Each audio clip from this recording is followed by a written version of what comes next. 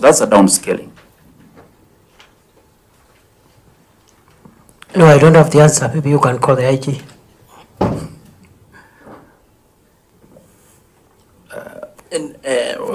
Bwana Waziri, as much as, of course, as clearly put, the CS not only advises or supervises the IG on matters policy, but considering that this is a question that was asked by the member in Parliament, I can understand he's trying to say that the IG is supposed to have furnished the CS with the answer.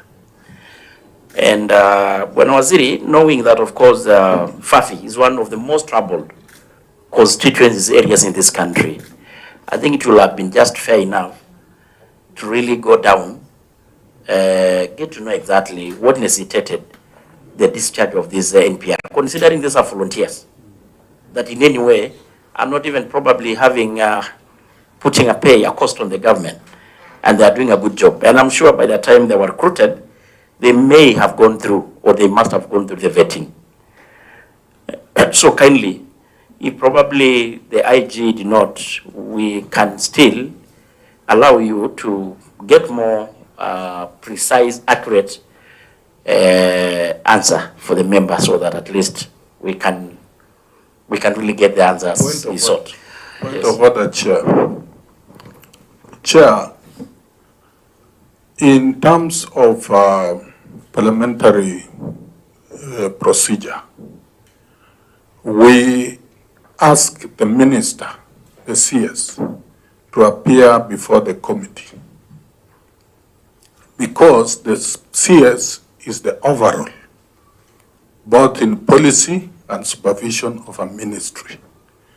A departmental head can give that information to the CS.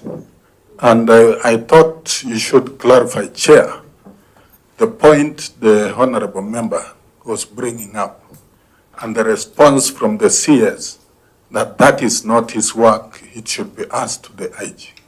I think it is not in order. Maybe, Chair, you could clarify that so that additional information, if it's not available, the CS should be able to get from the officers. I think I've given a direction. When a CS, I think in due fairness, it should have been fair to say that you have not been furnished. I have no problem getting the information from the IG. I was just talking like a good student of constitutional law. Article 245 of the Constitution. Only two people can direct the IG. One is DPP on matters of investigation. The second one is the Interior Minister on matters of security policy. That is paragraph 3 and 4. Then 5 goes on to even say, notwithstanding these directives, no person may direct the Inspector General on the recruitment, assignment, promotion of any particular officer. So I just wanted to say that I have that constitutional contour to manage, but generally I have the information, I can get it. I have very good working relations with the IG and everybody else, and I don't think there is anything secretive about it. It's security information which is for the good of the people of Fafi. I can get it, maybe the timeline, Chair, if you give me the timeline so that I can comply. Chair, if I can say something. First of all, I'm Rosa Kenyibuyu, Member of Parliament of Kisumu West Constituency. Chair, I think the response by the CS is arrogant. Arrogant and demeaning and dismissive. Really, if we wanted to ask the IG, we would have requested the IG to come here. But because he's in charge of that ministry, and a question had been given to him, we expected that he would get answers from his officers so that when he comes here, he gives a suitable answer. But to direct the Member of Parliament to go and call the IG, I think that's arrogant and not acceptable. Thank you. Thank you, Chair. Maybe, Waziri, I think you are appearing before this committee, and the committee asking you question to do with internal security. Yes, you are not the IG, but you are the policy head of that institution called national security. I don't want to travel that side. The question I want to pursue is that of Ijara and Fafi.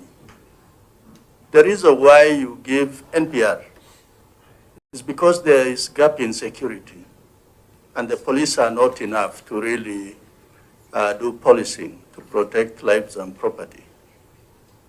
The fundamental question the Honorable Member should have asked, which I want to put to you, is there still need for NPR in those two constituencies where the problem of Al-Shabaab actually is current, it is also fluid, and it is existential, that some of these members are not able to travel freely in their constituencies just because of fearing for their own security. Maybe that is the line we want to pursue with you. Thank you, Chair. Lastly, maybe you can. Thank you, Chair. Through the Chair, Bonasias, if in Fafi and Ijara and all other border towns, if there were 21 NPRs and you withdraw 16, meaning there are only 5 remaining, according to me, that is suicidal, extremely dangerous. What measures do you have to curb the insecurity and the problems that we have in those areas? Chair.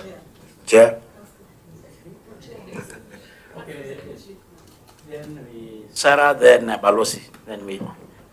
Chair, in regard with NPR, I think even as Waziri attempts to answer the question on disciplinary, I am a witness that NPR really helps in security.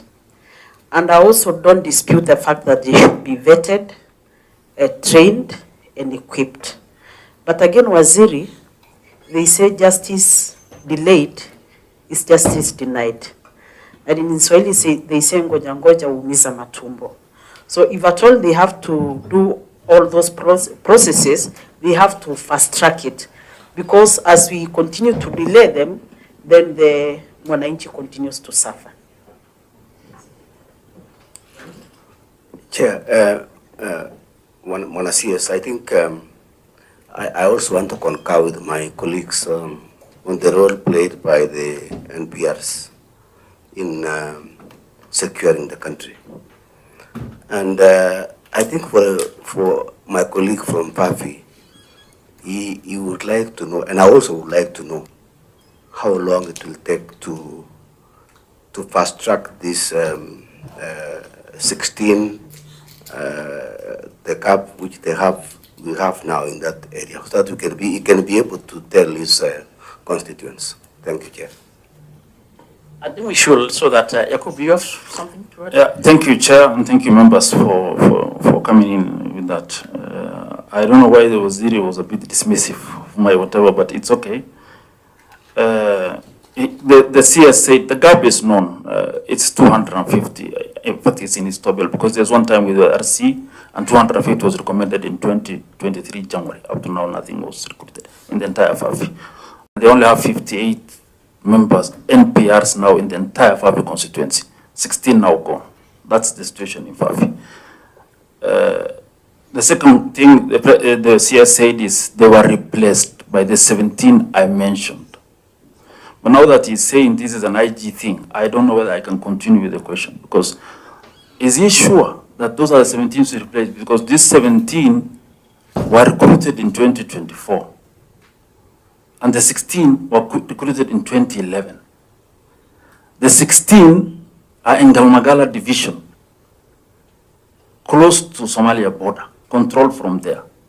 The 17 were recruited by a base in Balambala, controlled by SOG camp in Balambala.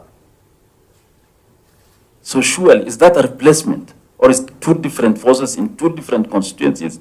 It's not. I want this. That's why I said when I raised this question, I told you what we receive is a table, a laptop answers. I don't know whether you will bring the IG so that we can ask these technical questions. Maybe, Honorable Member, the Waziri is here because of your question. Ask the question and say what is the problem, so that we can the question get a solution. Thank you, sir. The question I'm Maybe asking, just to guide Yakub, first, you have even noted that actually on basis of priority, we prioritize the question of Avi because we appreciate how trouble it is. And in many occasions, you have even confided to me that you at times even don't even visit your constituency because of insecurity issues. So kindly just ask the question. the question is, Let me finish. Yes.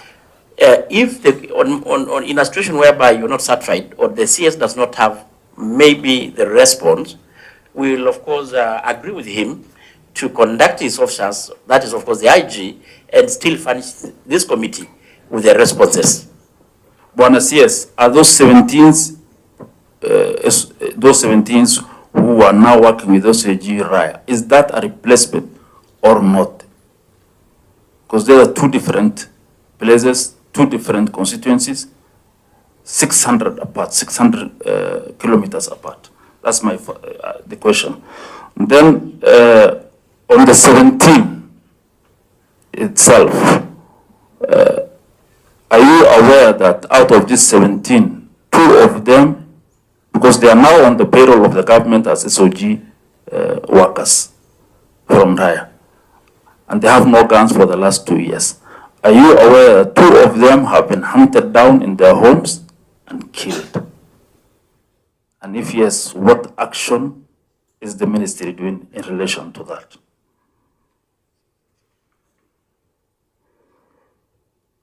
Lastly, I asked you on the question of gaps.